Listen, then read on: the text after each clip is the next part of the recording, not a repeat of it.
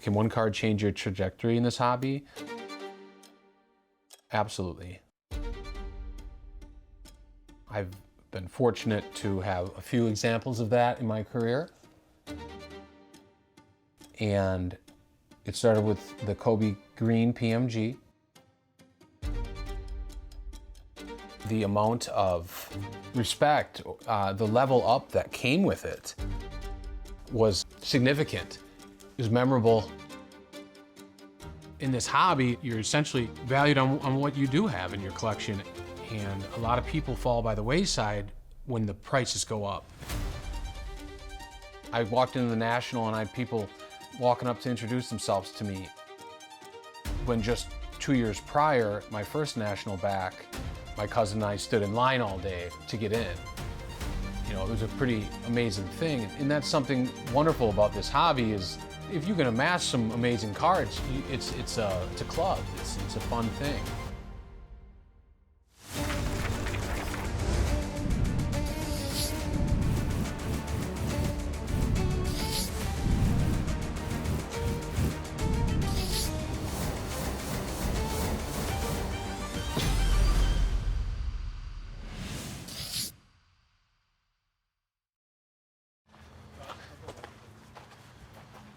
What is the National to me? It is, it's 5 consecutive Christmas mornings at age 9. Boom, we're right at the base. It's the most exciting week of the year for me. Endless possibilities and a treasure hunt that unparalleled to anything else I do. My name is Grant Slayton, and I find the rarest cards on the planet.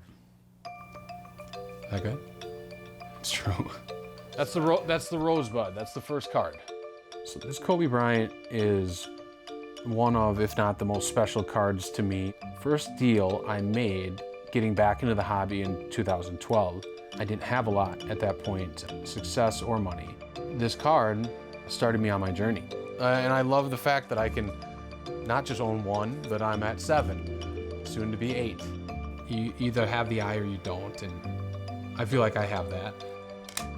Do I know the value is better than everyone? Yeah, I do. Last one to move privately was $1 million. Why? This is the greatest inscription ever put on a basketball card. I wouldn't need a phone to go through a card show. That's where I'm at.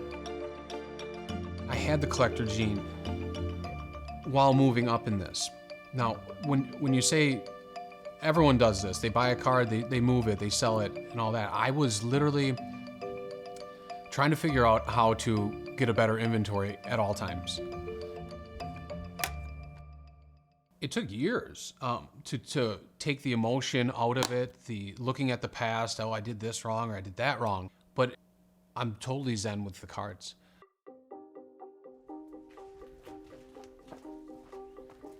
I do this hike all the time.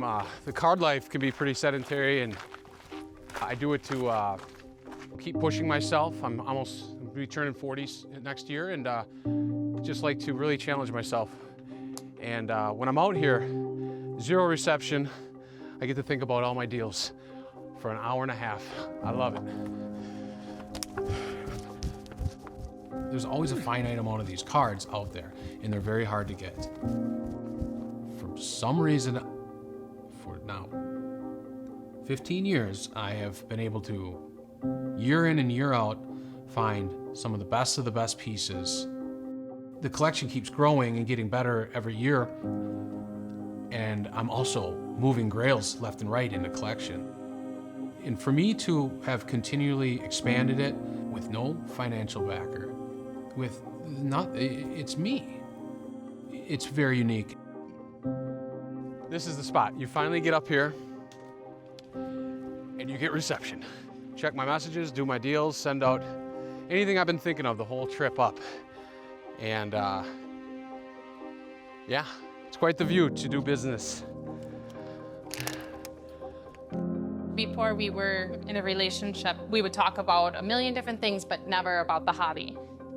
And then After we started dating, it's funny seeing how it just is such a 24/7 thing.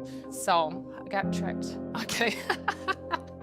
I knew he was going to do great things. The cards, when it got to the point that it got to, I don't even know if he really, like, when it was happening, it was hard to even comprehend for everyone.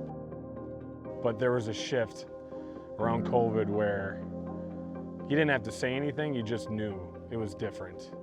And it just keeps going. I always have reminders going off on my phone to stay present and smile, and that when you're doing that, the people on the other side of the booth can appreciate that, and really the energy shifts and goes in the right direction. If you keep that high energy going, you're gonna win. You're gonna win at these card shows. It's proven for me.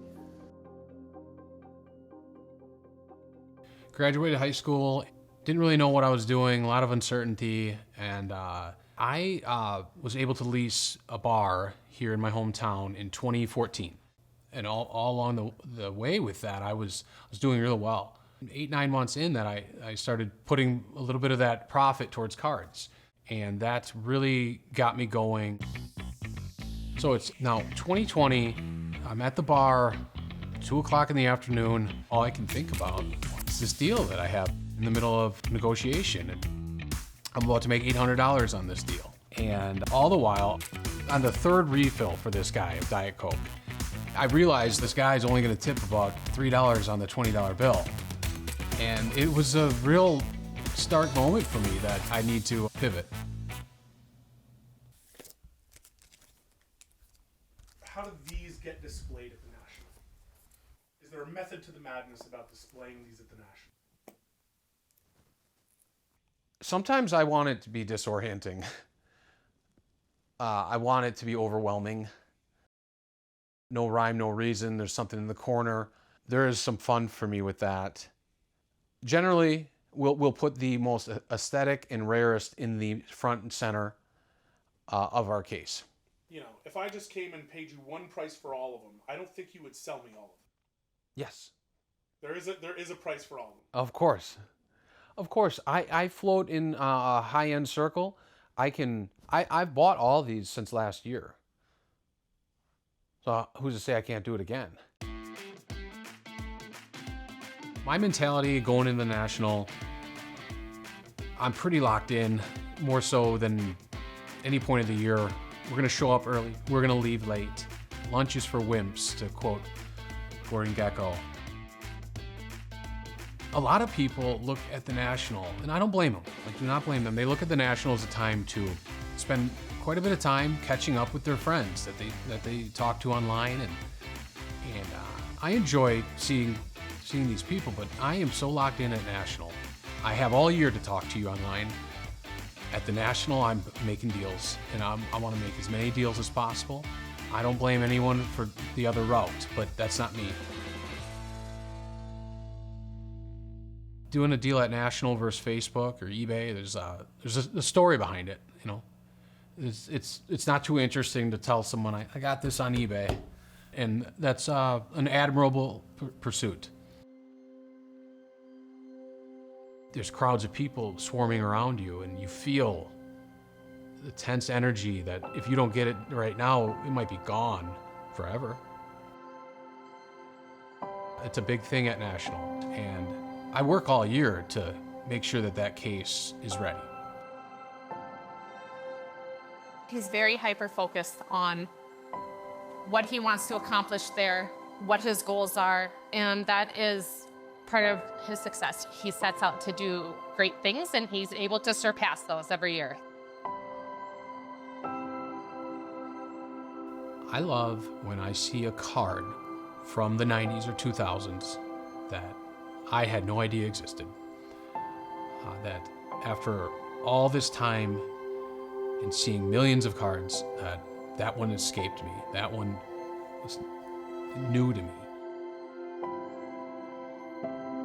I met so many people, I did so many deals, I can't keep track of it anymore, but it's all been part of the journey to get me to where I am today.